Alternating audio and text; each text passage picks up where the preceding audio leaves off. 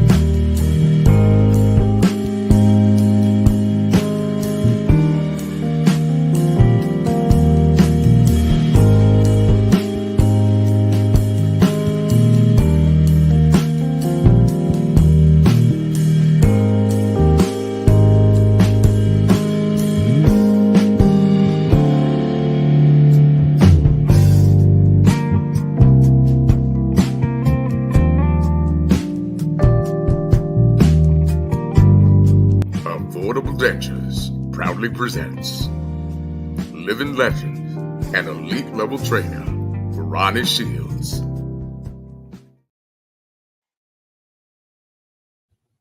Guys, welcome. Happy Tuesday to all of you. And if it's Tuesday evening, that means only one thing. It means we're meeting with elite level trainer and future Hall of Famer, the incomparable Coach Ronnie Shields. Ronnie, how you doing tonight, sir? Doing great, man. No, I tell you what, brother, we had some fights going on this weekend. Yeah, I don't know if you saw them or not, or did you get a chance to see all of them, Coach? I didn't get this chance to see all of them, but I saw everything on Saturday, but not Friday. Ah, very good. Wow. A lot of strange well, once again, and that's why there's a saying in boxing. That's why they fight the fights, right? Absolutely. Because you said it last Tuesday. You said, you know what? All of these fights are very competitive. And I can easily, even though you said I favor the odds favorite in all three of the big matchups this weekend, I can see one of them getting upset. And you were right. And it was Liam Perro. And we talked about he's very underrated. Yep. Absolutely. Yeah. And I'm sorry. Go ahead, Ronnie. My apologies. No, I was just going to say that, he fought way better than I thought he would fight. And I'm sure that, this kid, he believed in himself and he went out there and he fought a good fight. Honestly, Coach Ronnie, I thought he fought the perfect fight. He did. Absolutely he did.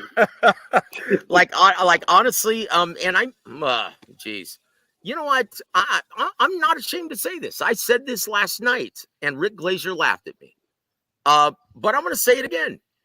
He looked, okay, now once again, this might be sacrilegious to a lot of boxing fans, but he looked a lot like a poor man's Joe Calzaghe on Saturday night against Subriel Matthias. Hey, you know what? He fought like he had nothing to lose, man. And he didn't. See, you're being nice. No, and the reason why I made those, if you go back and look at the fight again, one thing that Joe Calzaghe did that most people really didn't catch on to, it's like no matter what style you brought to the ring, Calzaghe had a strange knack of spoiling your style. Yeah. And forcing you to fight his fight. Yeah. And that's exactly what he did, using quick combinations, turning him in the pocket. And then when he tried to let his hands go, he would smother him like Calzaghe. Yeah. And that's why I made the parallel. But I guess I'm the only one, so it's all right. But guys, we have so much to discuss. And we've got in the immortal words of Jerry Reed of Smokey and the Bandit fame, I'm dating myself again. We've got a long way to go and a short time to get there. So we're going to get right down to it. Coach Ronnie, are you ready for Fact or Fiction, sir? Let's do it. Here we go. We ain't ducking and dodging nobody. It's time for Fact or Fiction. Thank you, Floyd. Tell you what, I forgot to mention this in Fact or Fiction, but we'll talk about Richard Schaefer coming up. I want to get your opinion on that, sir. Okay. But number one, first and foremost, Tank Davis had a big victory over Frank Martin and looked outstanding on Saturday night. Will indeed defeat Vasyl Lomachenko to become unified 135-pound champ later this year. But his detractors will still ask, who's he fight? Fact or fiction, sir? Oh, that's a fact. That's a fact. Mm. Here's the thing that you see this throughout the years of every good fighter that comes along. They always think that he never fights anybody. But you don't become champion by not fighting anybody. Yep. You have to have fought somebody that was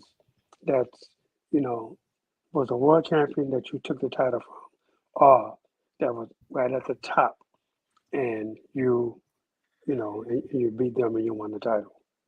But Yep. Tank showed why he's the best 135-pounder in the world on Saturday night. Yep.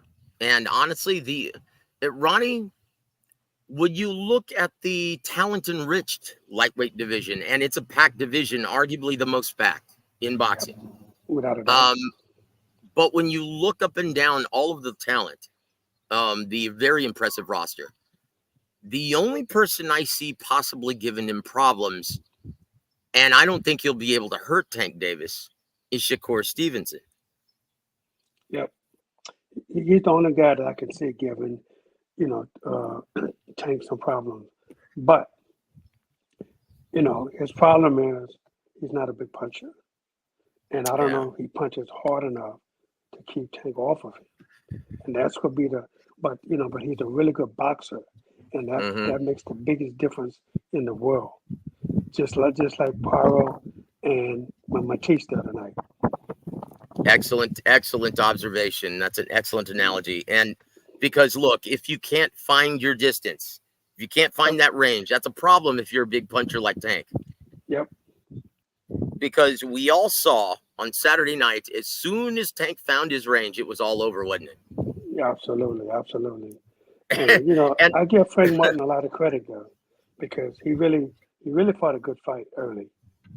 Like the first 4 rounds. If he could have stuck to that, he really had a good chance of winning that fight. But,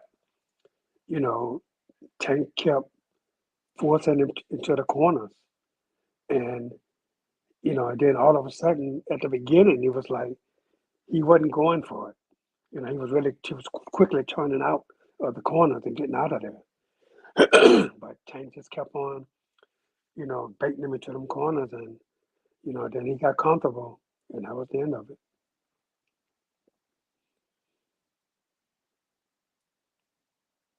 Sorry, I accidentally muted myself. Were you a bit surprised, Ronnie? Because I sure was. Because he's a counterpuncher by trade, and he's a real sharpshooting counterpuncher, Tank. Yes. Were you a bit surprised that he elected to fight Frank Martin's fight and take the lead, fighting behind the high guard, and he was really proficient in cutting off the ring, closing the distance, very patient, took some incoming, but he wasn't deterred. He stayed confident, stayed very poised, and it won him the fight. And when he eventually found that range, it was all over. And do you think that surprised Frank and Derek James? I think it did surprise them that, because early on, he just gave away the rounds early on. I mean, I really felt that Tank was just trying to see how hard, Frank Martin can punch. And once he felt that Frank couldn't hurt him, he just bulldozed through him. And, and I was waiting on that uppercut all night. He was throwing it, but he just couldn't land it, until he got him in that corner or against the ropes. And, and that's the best place to get a guy when you're trying to throw uppercuts. So, because there's nowhere for them to go. In the middle of the ring, they got head movement, they got stuff, and then they got foot movement, they could get out of there. But when he trapped him in that corner, it was nowhere to go. So, and he just unloaded with tough, hard shots. And, the thing about it is, Tank is fast with those shots. I mean, man, he got some steam on them shots. And wow, And it there's was no fat amazing. on that steak, is there, Ronnie? Absolutely, none at all. Oof, I not a mean, lot of wasted motion, very short, compact. Woo, boy, it was a thing of yes, beauty.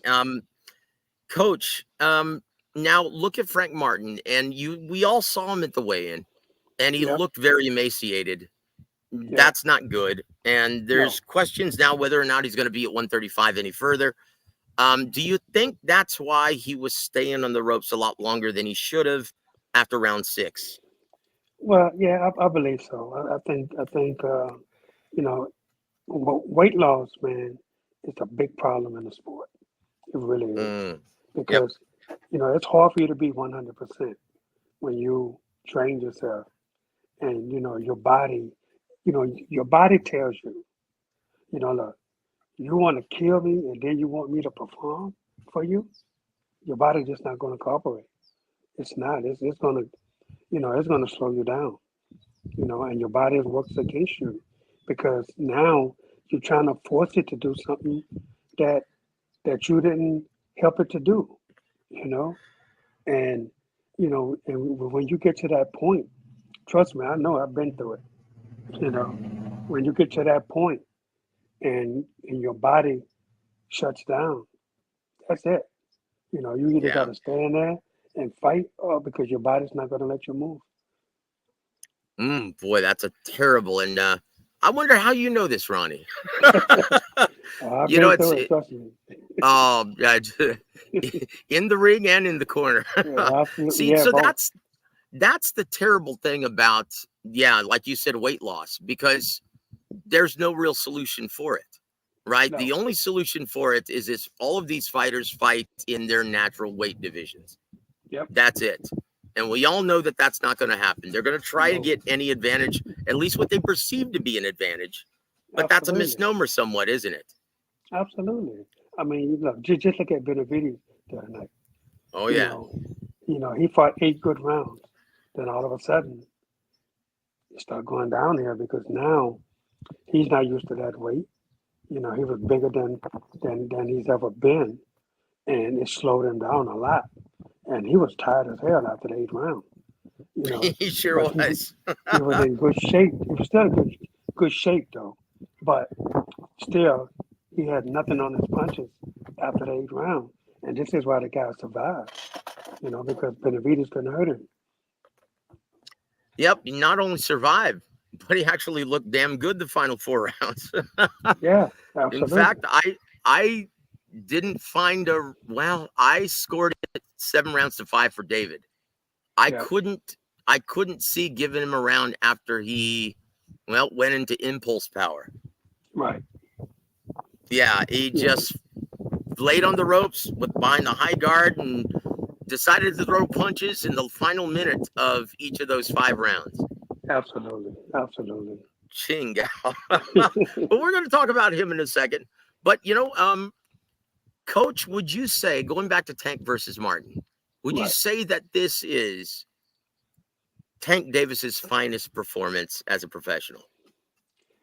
I think so. I could say that because you have to look at the competition.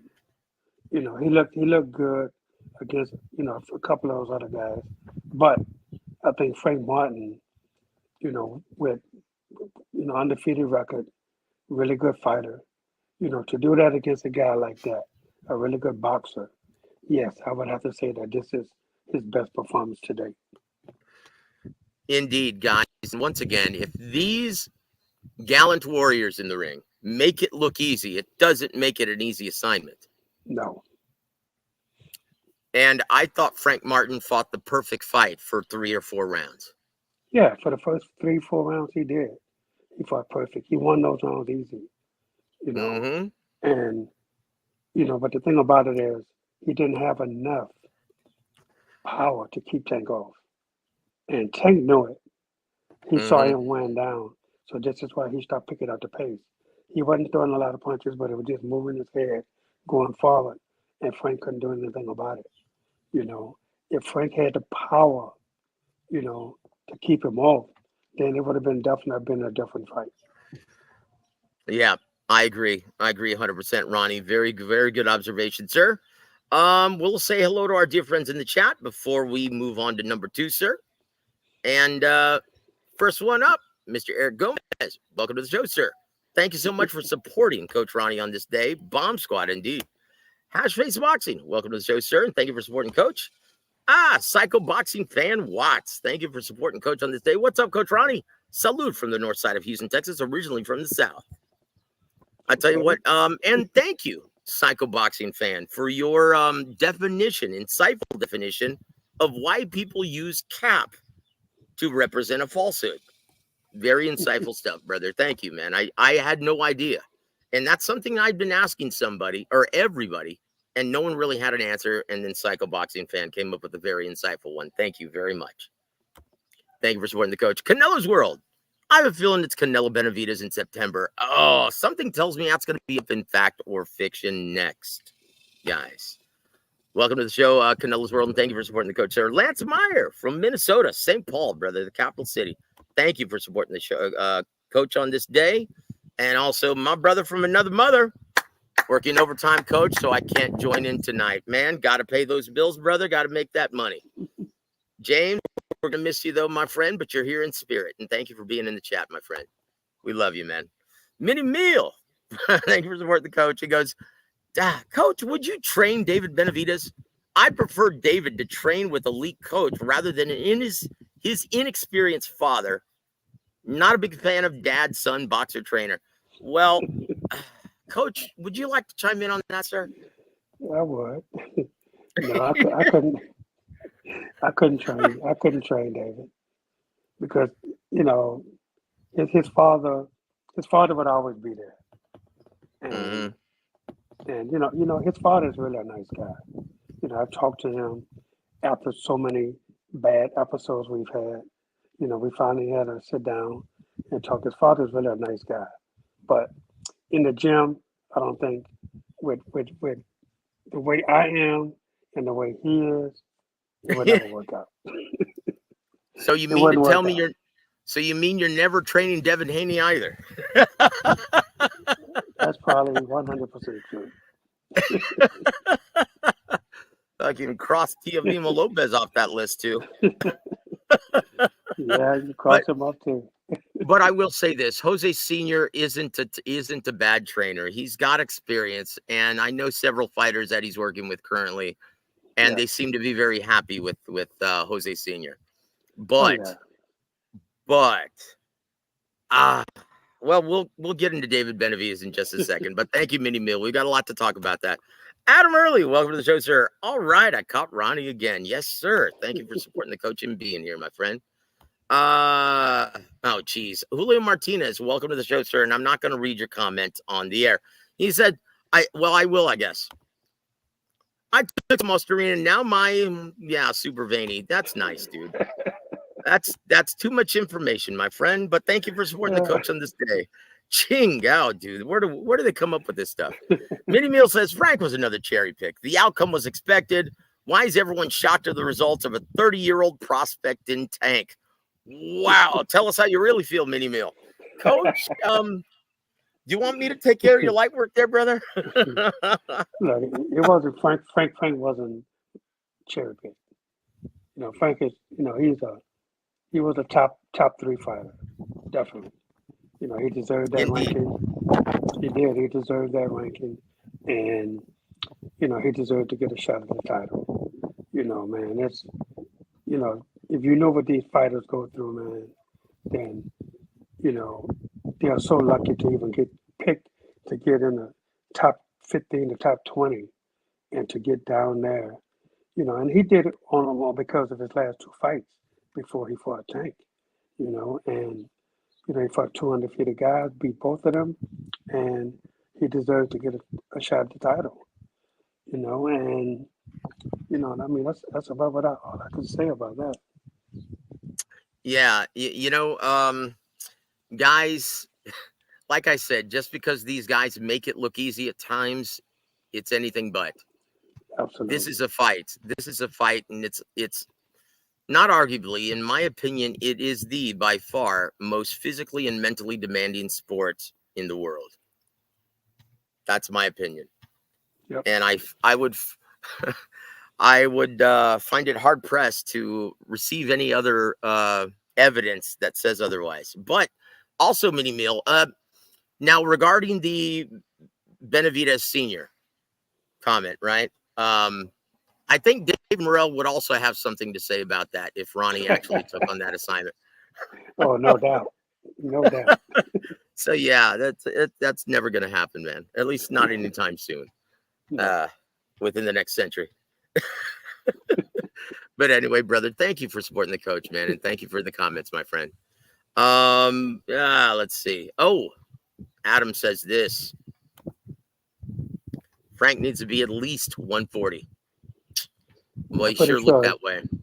Pretty sure he'll be there next fight. Yep. Plenty of competition at 140 as well. It's a very stacked division as well. G Funky Boxing. Guys, if you haven't already, please go support my brother G Funky Boxing in Northern California. Also, if you're in Northern California, go say hi, Sacramento, at the DoubleTree Hotel. Uppercut Promotions, the promotional company he's working with. They're staging a fight card with Victor Guerrero, going to be in the main event of the evening. And that's going to be on August 3rd, the same day as Terrence Crawford Madrimov in LA.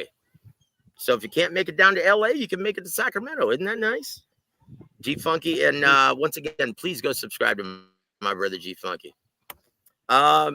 Jesus M, thank you for supporting the coach on this day. Let's see. We got a couple more, brother. Here he goes. Meal again. He says, Ronnie, lots of boxers are fighting below their weight. What are the effects of this? Oh boy! And other than looking like Michael Jackson's Thriller, what else is there, Coach? Here's the thing. This has been going on since the beginning of boxing. It's nothing new.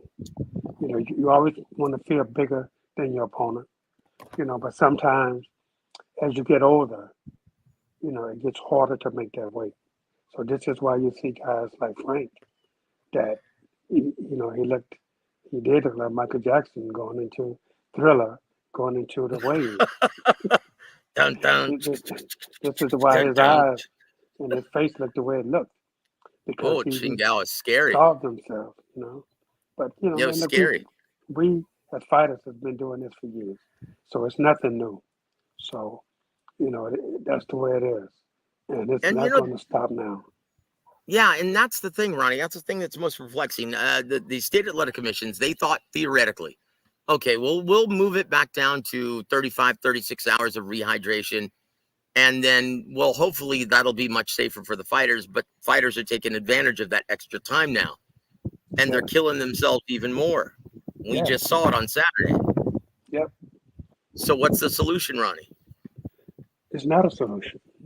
It's not. Yep. Because no matter what, guys are going to continue to want to be the bigger guy in the ring and the stronger guy in the ring, and so they're going to continue to lose this weight to have an advantage. And it's no solution to it. The thing about it is these guys have it much better than we had it when I was coming up, because we had same day weigh-ins. Like our weigh-ins would be like 4 o'clock, 5 o'clock in the evening, and you fight at 8 o'clock at night. Yep. So you can't put it back on right away because you got to fight. So you can only eat a little bit. You can't stuff yourself. Like these guys have waited like 36 hours to get everything back. We didn't have that opportunity. They take IVs, Well, IVs are good in some states. Some states don't allow it. Yep. Well, I will say this. Recent stint in the hospital again, and I tell you what, IVs are magic, guys. Yes. I felt like a brand new man. Oh, yeah. Tell you what, I felt really like great. Oh, it sure does, man. It's that cool sensation through your veins, and boy, you feel like a brand new man after about 30 minutes to an hour. It's amazing. Absolutely. But Jesus M says, yeah, I scored 116, 112 Gvozdyk. Wow. You actually scored it 8 rounds to 4 in favor of Gvozdyk. No, I didn't see that because the no. first entire half of the fight, that was all David Benavidez. Yeah, well, no doubt. But At least after we'll the get first 8 Ronnie's rounds. we'll get Ronnie's thoughts on all that. And brother James goes, nah, G Funky.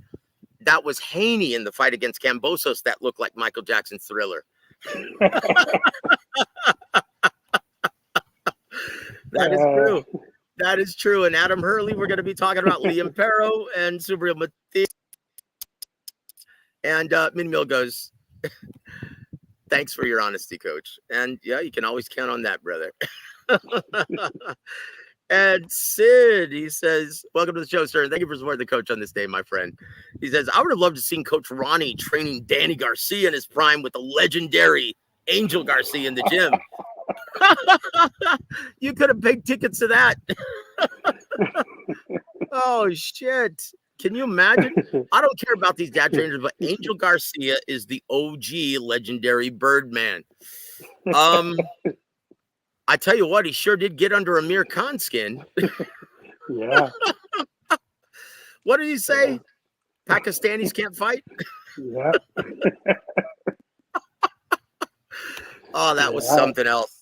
That would have been funny with me and Angel in the gym together. That would have been hilarious. You know what something tells me? Well, I was going to say something tells me you guys would get along, but yeah, at least for a little while. But you know what, guys? I will say this. And because of the huge N-word gaffe, right, that Angel did, and that's why they muzzled him pretty much after that. And it's funny, they shouldn't have done that because Danny Garcia, his career went out of sight, out of mind. It's like he was the mouthpiece for Danny Garcia, like him or not. He did a lot of great stuff, man, for Danny Garcia, really putting him, making headlines for him, good or bad, they're still headlines, right? Yeah. And Danny Garcia just kind of fell off the map after they muzzled Angel Garcia. So, yeah. Well, there it is. And Deuce, he says, what's up, Coach and Joseph? James gave good instruction in the corner. Frank did the opposite of those instructions. And yeah, Ronnie stated it was due to more than likely the weight cut. That's more than likely why. That's the only explanation for it, correct? Yep. No doubt. Hi, guys. God bless you. I'm out here in my patio, brother. So yeah, and look, guys, Frank is an excellent fighter once again. And we talked about this being more than likely, and a lot of people felt this way, including Ronnie and myself, that this may prove to be the most competitive matchup of Tank's career. Obviously, credit to Tank. Boy, he adapted and overcame. But guys, that's what special fighters do. Look at Usyk in his fight against Fury. Looked like he was getting dominated. And then he made the adjustment and he won the fight. That's what great fighters do, guys. One last one, and then we're going to go back to Fact or Fiction, guys, because we're running out of time with Coach. What's next for Vito, Coach Ronnie? Love the top rank move. Well, he's fighting August 10th. And I believe it's going to be in New York, if I'm not mistaken. And yeah, I mean, it was a good move for him. You know, he's a young kid and he really wants to be busy in his career. So, he saw an opening and an opportunity and they took it, went to top rank. So he's as a matter of fact, he's coming down next week. So we can start training for that fight for August 10th. And that's a very smart move. I agree. Because it makes sense. If you're a big ticket seller on the East Coast in New Jersey and New York, you need to be fighting there. That makes sense. That makes perfect sense. So guys, we're going to get back to Fact or Fiction. Let's do number 2. Here we go. David Benavidez is inconsistent, but winning performance against Alexander Gvozdyk will prove to be a blessing in disguise and lure Canelo into taking the fight in September. Fact or fiction? That really could be a fact, because, sometimes when you call yourself going up in weight, then all of a sudden it's not doing anything. It didn't do anything for David. I don't know if going up and winning what he fought for, the WBC interim or something, whatever he fought for. It didn't do him any good. It was they thought it was a good move, and it turned out not to be because now he's saying he's not giving up his mandatory, at 168 pounds. He realized that again. He realized that 175 is not for him at this moment. But I don't think that would have made a difference, But but with Canelo, man, you just never know who he's going to fight, because now he's picking and choosing who he wants to fight. So I think it's a wait and see thing. So I can assure you, it's not going to be William Skull, No, it's not going to even be. though that was They made an agreement. So well, it's even not though going to be that was him. reported. Right. But correct me if I'm wrong, Coach. Manny Pacquiao made an agreement with Imantas Staniones. So did Yep. Yordenis Ugas. Yep. So did Errol Spence Jr. Yep. Everybody. I mean, look, the kid is going to get some money. It's like a step aside fee he's going to get. Yep. It's going to be a lot of money. So, so Canelo don't mind paying that. They got their sights set on somebody, and maybe that's Terrence Crawford, depending on how he does on August 3rd. Yep, that's all contingent on how he looks on August 3rd. And because as we just saw this weekend, nothing is a sure thing in that squared circle. No, And even if you're a 10-1 betting favorite, doesn't yeah, matter. anything can and often does happen in the theater Yep. of the unexpected. That is boxing. And guys, ultimately, that's why we watch. That's No why doubt. we watch. We love that live drama. And there's nothing else like watching it live. Absolutely. It's amazing. And that's what makes it the best sport in the world, in my opinion. But look, David Benavidez also, and as we reported last week, he had a cut over his left eye. Come to find out, also, he had torn ligaments in his right hand. Right. How much of that affected his camp coming into the fight, Coach? Oh man, it affects him a lot. It hurt him. It hurt him a lot, and you can see it. Like I say, after the 8th round, you could tell. You could tell something was wrong because you've never seen him that way. But it had a lot of things to do with it. With the hand, with the eye, and with the weight though. And he's never fought nobody that big before. And True. look, Garcic probably was at least 190 pounds going in there. So so it's hard to move guys that big when you're not used to it. The gym is different than a real fight because you got the 10-ounce gloves on. So and you got a bigger guy that's strong also. So and you hitting him, but you're not doing anything to him because you're not moving him. Benavidez normally is the bigger guy at 168 because now he's the 180, 185, and that makes him a bigger guy, the stronger guy. Yep, and you can tell that was part of his strategy. He was a little unsure of his conditioning, Coach, because of the shaky camp. Yep. And that's why he started out customarily. I mean, customarily he's a slow starter. He takes his time, finds his range, and as soon as he does that, then he cranks it up to 5th gear. Yep. But he started out very quickly out of the gate. You think that had everything to do with the camp and the conditioning, the new weight? Oh, absolutely. Absolutely. I think he had to do that. He had to slow the other guy down a little bit, and while the other guy came in great shape, still Benavidez, the first 4 rounds was like, it was a whitewash, the other guy didn't have a chance. But then all of a sudden, the tide started turning a little bit around 7, 8. And then, Benavidez had put enough rounds in the bank to win. So, so he just coasted. He did it really smart, though. Yeah. Unlike Oscar De La Hoya when he fought Felix Trinidad. Yeah. Oh, geez. But I tell you what, guys. Coach, would you give him a pass for this performance? because it Oh, wasn't yeah. dominant. It almost appeared.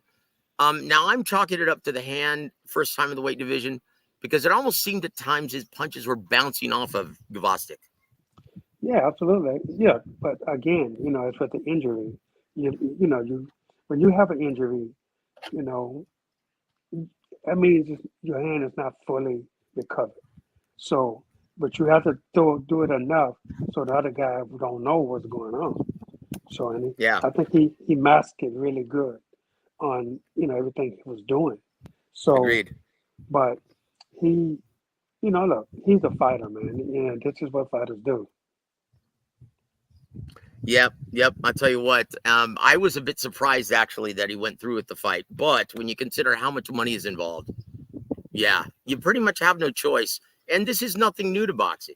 How many No, fighters do absolutely. you know of? How many fighters do you know of that are 100% going into a fight?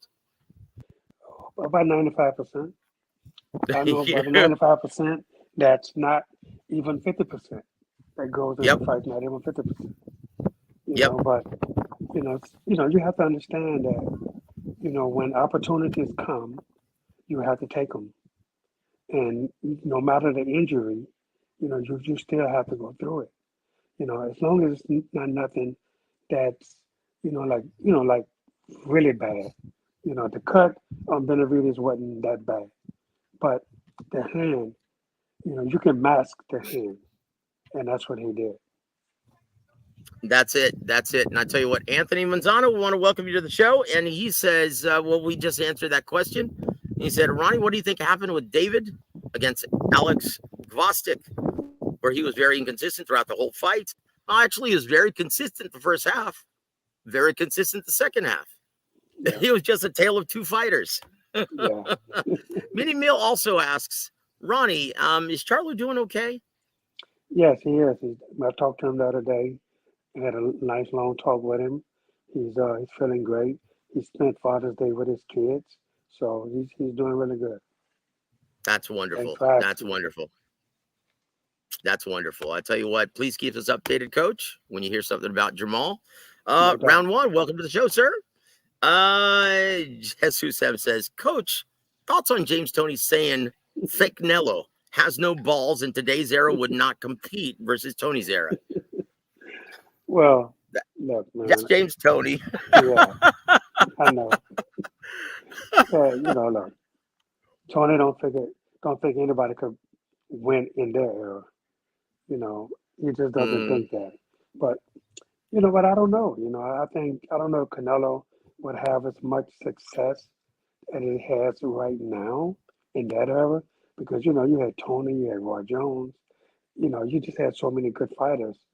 mm-hmm. So he probably wouldn't be a standout in the division, but he would be there. Definitely would be there. With his style, he can definitely have beaten some of those guys, in that era. But would he be, I think he would be top 10. I don't think he would be top 5. And there it is. And there it is. Yeah, I'll tell you what, the 90s, boy, that was something else, wasn't it? Oh, without a doubt. 90s. Woo! One of the great eras of boxing in the American Yep, market. That is just no doubt. incredible, legendary. Let's see. Mr. Feliciano, welcome to the show, sir. Thank you for supporting the coach on this day. And also my brother Mad Chad. Guys, if you haven't already, please go support Mad Chad and subscribe if you can.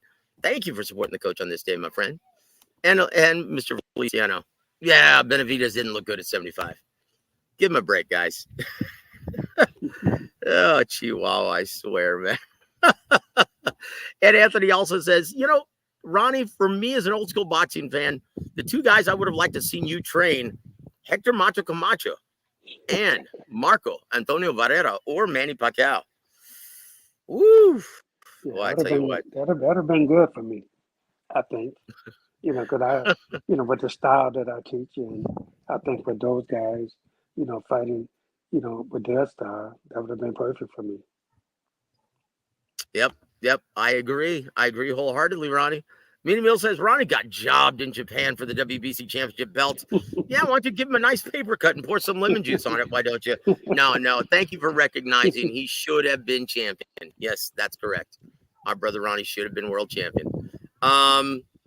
purses for Gvozdyk versus David. You know what? I did not find that out. I'll thank you for reminding me. I'll call up Nevada tomorrow. Thank you for reminding me, Mini Mill. I'll get that information for you. Moving on, guys. Number 3. Oh boy. Devin Haney will ditch the WBC title and will suddenly have a change of heart regarding the highly anticipated and controversial rematch with Ryan Garcia. Fact or fiction?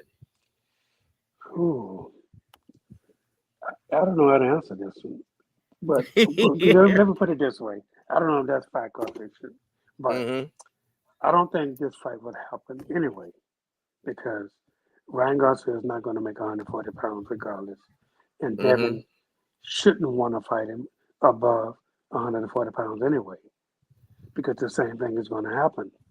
You know, Ryan is going to get big, and you know, Devin can get big too, but you know, but he's a different guy. You know, when he's not 140 pounds.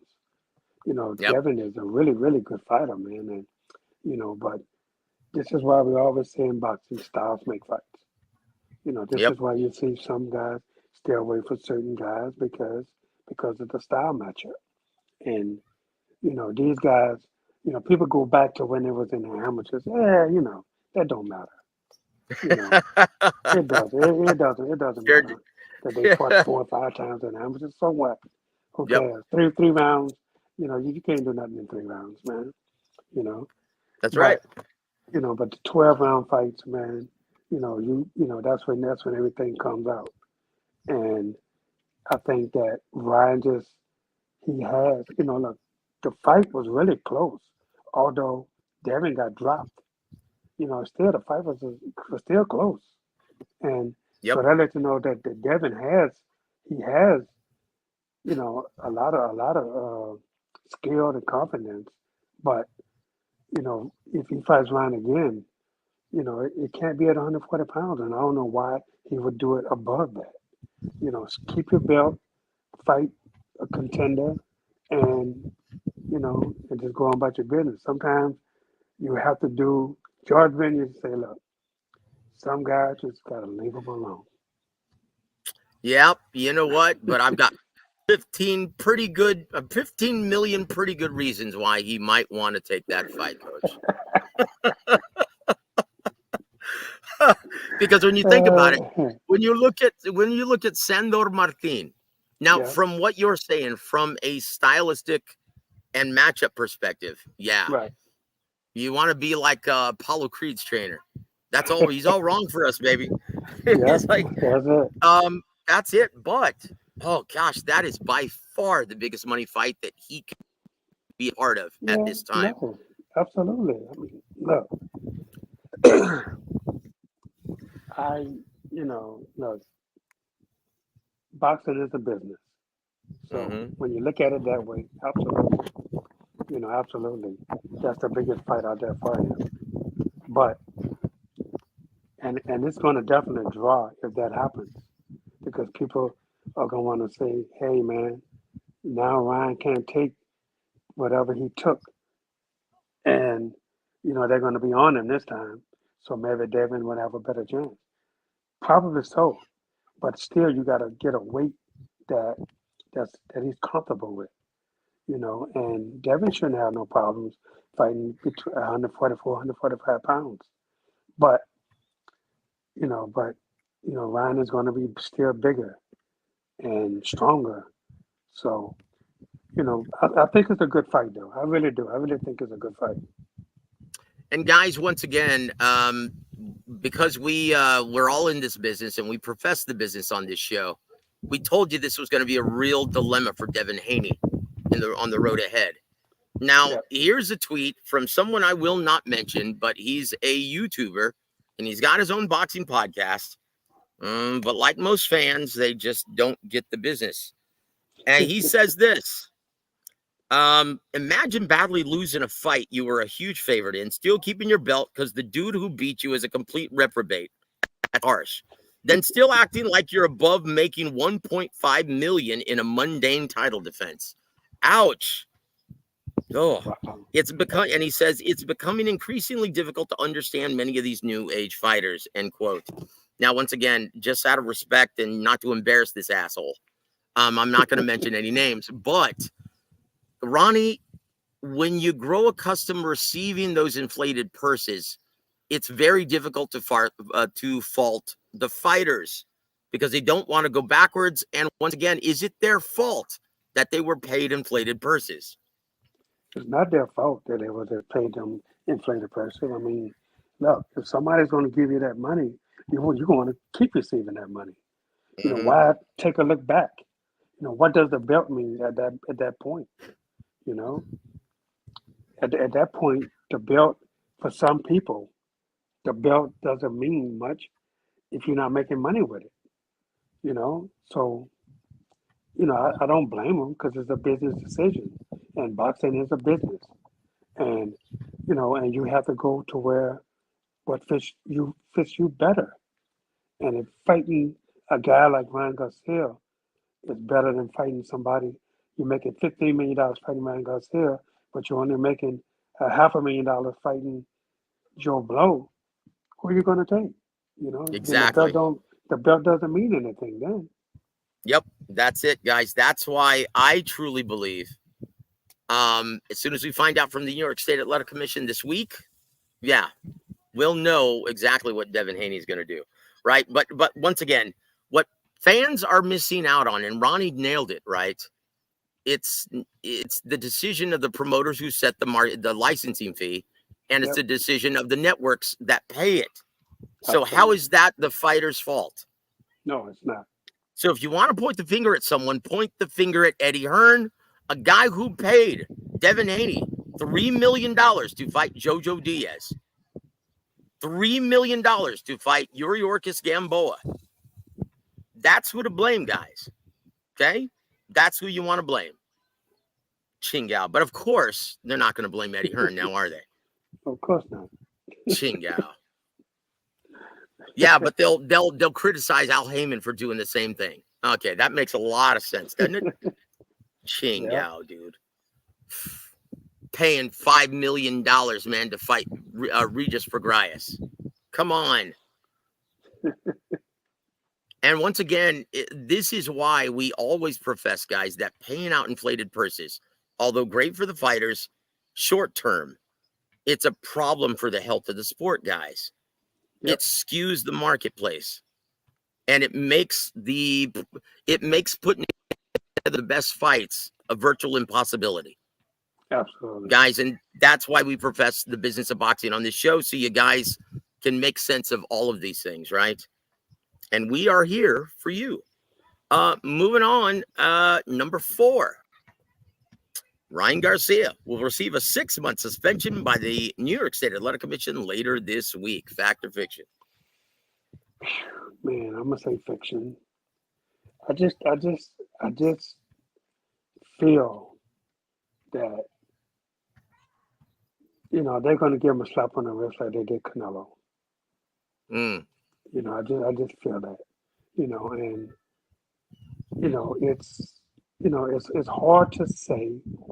He's been talking up a storm saying he did this, he did that, but and he didn't do anything. But again, man, sometimes, and I've seen it before, where these conditioning guys give you stuff, they don't tell you what you're taking. And not to say that happened with him, I don't know. But I've seen guys just hand guys stuff, hey, take this. And you take it because you trust these guys. And you Mm-hmm. never know what you're getting sometimes. And a lot of the guys don't ask. So, but I don't know if that was his case. I mean, I really don't know because I don't know anybody over there that's doing his conditioning. So, and but if New York stands up and say, you know what, we're gonna make an example out of you, and they suspend them for a much longer time, then it's gonna open some eyes in the sport of boxing for sure.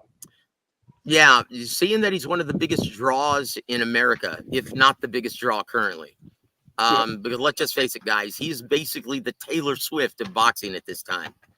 Yeah. Like, even with the nonsense that he says, coach, like, and that's every day, it still hasn't done anything to deter his level of attraction, has it? No, absolutely not.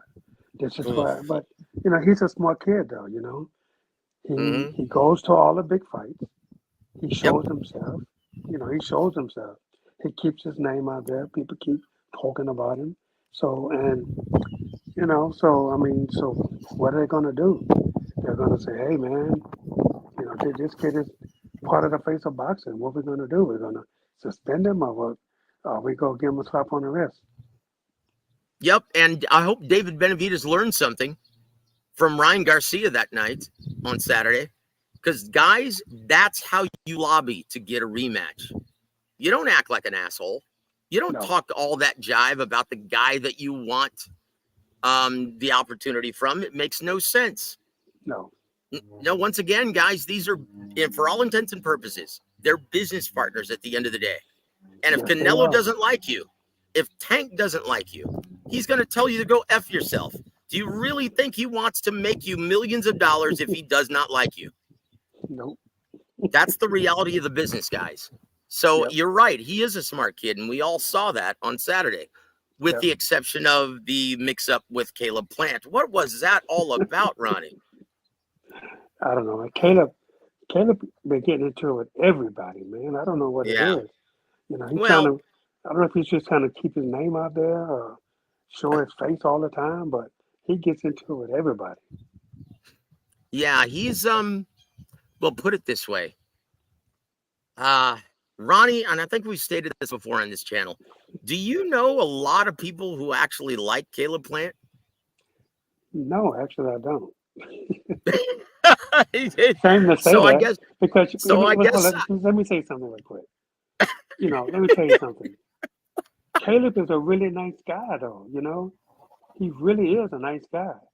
And when I see him all the time, man, I talk to him a lot. I talk to his wife a lot. His wife is such a nice lady. I mean, they just good people.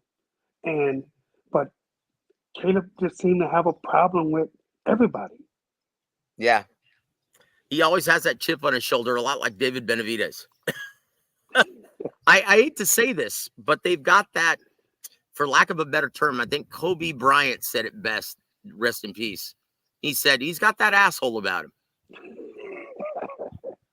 I think that's the best way to put it now, isn't it? Yeah, that's So, probably I the mean, best way. because look, Caleb Plant's a fighter, and Yeah, I think he thinks it serves him well to have that chip on his shoulder. Keeps him motivated. Some yeah, fighters have that, issue. no doubt, But no doubt, I tell you what, though, but yeah, mystery solved. That's the common denominator, though, isn't it, Coach? no doubt. Maybe it's that water in Nashville, that Appalachian Spring, brother. I don't know what it is. But number 5, Coach, we're running out of time. Subriel Matias wasn't exposed this past Saturday, but Liam Para was, as a legitimate badass at 140. Fact or fiction? Yes, that's a fact. Yep. Man, this is one of the fights that really surprised me this past weekend. Because of Matisse on how he throws his punches, the volume that he has. This kid took all that away. And man, what a smart fight he fought. Mm-hmm. And I was really shocked and surprised, as it was a lot of people, I'm sure, that this fight went the way it went. But I give Pearl a lot of credit, man. His team a lot of credit. They did a great job, and congratulations to the new 140-pound champion. Indeed. I tell you what, because you look at the 2 fighters he fought before this. Hermes Yeah, Ponce, excellent undefeated fighter from Argentina. A real badass going into that fight. Heavy-handed. yeah, But he elects to fight you in the pocket. Bad move against Subriel Matias. And yeah, then also Shoshan Ergashev, very crafty guy, deep amateur background. But once again, he elected to fight him in the pocket. yeah, Bad decision when you're fighting Subriel Matias. This guy, every time he tried to let his hands go in the pocket, Subriel Matias, he pulled the Joe Calzaghe and kind of grappled with him a little bit, but yeah, didn't exactly put the arm bar on him like Devin Haney. Right. It was a lot more like Joe Calzaghe or Andre Ward, where they were still fighting. He Yep. just smothered his offense. So Yep. it was that's like, how tough is that? Because Edwin Labomba Rodriguez mentioned this to me when he fought your former fighter, when he fought Andre Ward. He said it was really confusing because every time I thought he would try to tie me up, I conceded to the clinch, and then he would crack me with a 1-2 down the middle. Yep. I'm like, well, wait a minute, what just happened? I thought we were clinching. Yep. But no, he's still fighting. And Yep. that's exactly what Liam Perro did. And it was very confusing for Subriel Matias. And Yep. it's the perfect fight plan, as well as keeping the fight as much as possible in the center of the ring, turning him after he let his combination go, and also not electing to load up on any one shot. He understood that volume was key here. You had to match volume with Subriel Matias. In my Yep. opinion, Coach, it was the perfect performance to beat Subriel Matias. Man, absolutely, it was perfect, man.